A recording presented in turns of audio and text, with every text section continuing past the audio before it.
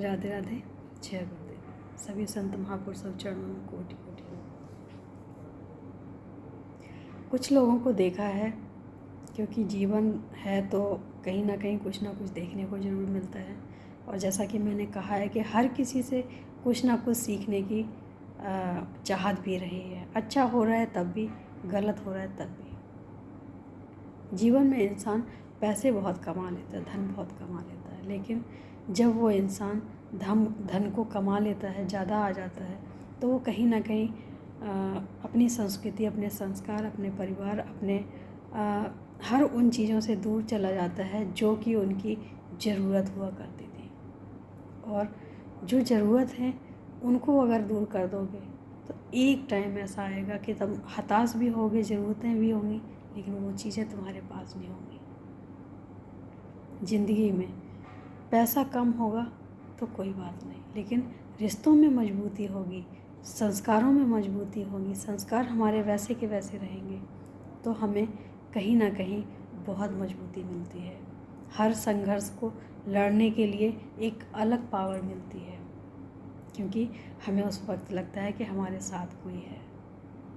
ज़िंदगी में बहुत कुछ सीखने को मिला है, लेकिन जो सबसे ज़्यादा हमें ख़ास लगा है वो यही लगा है कि अपनों से दूर जाके जब अकेले हो जाते हो ना, तो ना किसी से बोल सकते हो, ना किसी से बात कर सकते हो, और फिर अपने आप को ही दुख देते हो। समय रहते अगर हमने सबको संभालने की कोशिश की, इसका मतलब है कि हमारे संस्कार जिंदा हैं अभी, कहीं ना कहीं उनको हमने दबा दिया है, लेकिन अगर हम निकालना चाहें तो निकाल सकते हैं। लेकिन अगर अभी भी नहीं समझे तो फिर वो वक्त आएगा कि जीवन में कभी भी आप अपना सुकून नहीं ढूंढ पाओगे, कहीं पे भी नहीं ढूंढ पाओगे, क्योंकि हमारे संस्कार के बगैर, हमारे धर्म के बगैर, हमारे परिवार के बगैर कहीं सुकून नहीं मिलेगा। जो भी सुकून चैन मिलेगा वो हमें इन्हीं चीज़ों में मिलेगा। आप लोगों के बीच में कितनी देर बैठ सकते हैं? आप स्वयं विचार करें, हम स्वयं विचार करते हैं कि आप किसी के साथ कितने टाइम बैठ सकते हैं, कितने समय निकाल सकते हैं, या आपके साथ कोई कितनी देर तक बैठ सकता है। उसकी लिमिट होती है, लेकिन एक घर और एक परिवार के साथ आप पूरा जीवन निकाल देते हो। और उसी परिवार को अगर आप अनदेखा करोगे तो जीवन में कहीं सुकून नहीं मिलेगा। सुकून अगर चाहिए तो अपने घर परिवार में ढूंढो। बाहर भटकने से अच्छा है कि जो भी मिलता है रूखा सूखा घर में खाना चाहिए।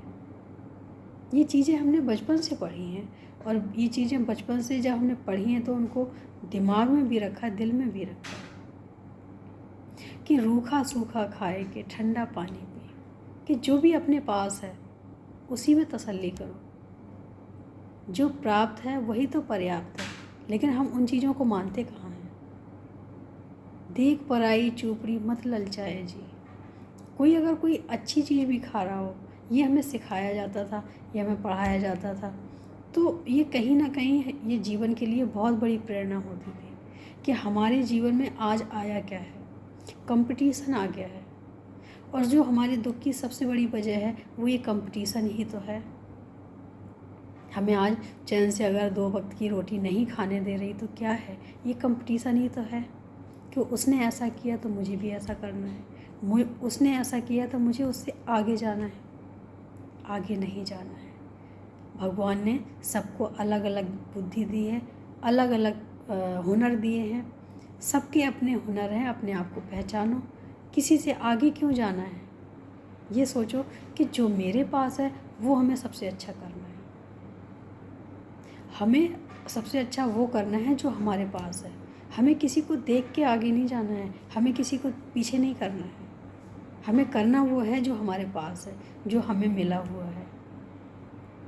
छोटी छोटी सी बातें हमारे जीवन में इतनी खुशियाँ लाते हैं, और छोटी छोटी सी बातें हमें बर्बाद कर देती हैं, हमारा जीवन बर्बाद कर देती हैं। अगर ज़िंदगी में खुश रहना है तो बहुत सिंपल सा उपाय है इसका, लेकिन मन माने तो, क्योंकि जो मन होता है ना, बस यही तो नहीं मानता है, उसको तो वही चाहिए होता है जो दुख देने वाली चीज़ें होती हैं।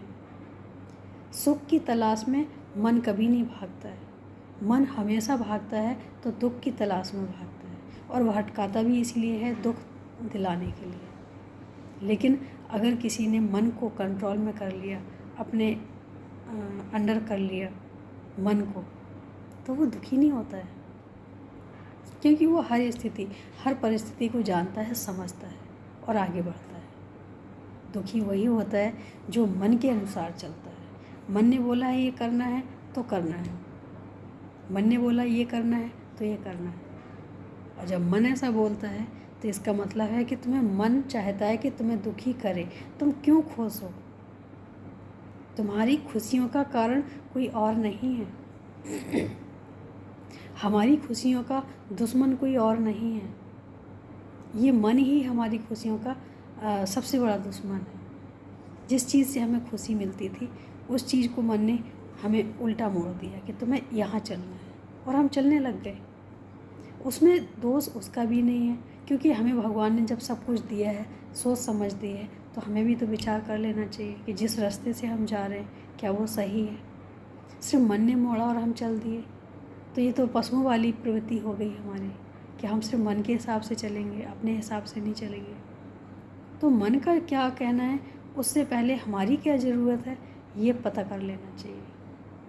अगर हाँ वही हमारी ज़रूरत भी है, वही हमारा कार्य भी है, तो आगे निकल जाओ।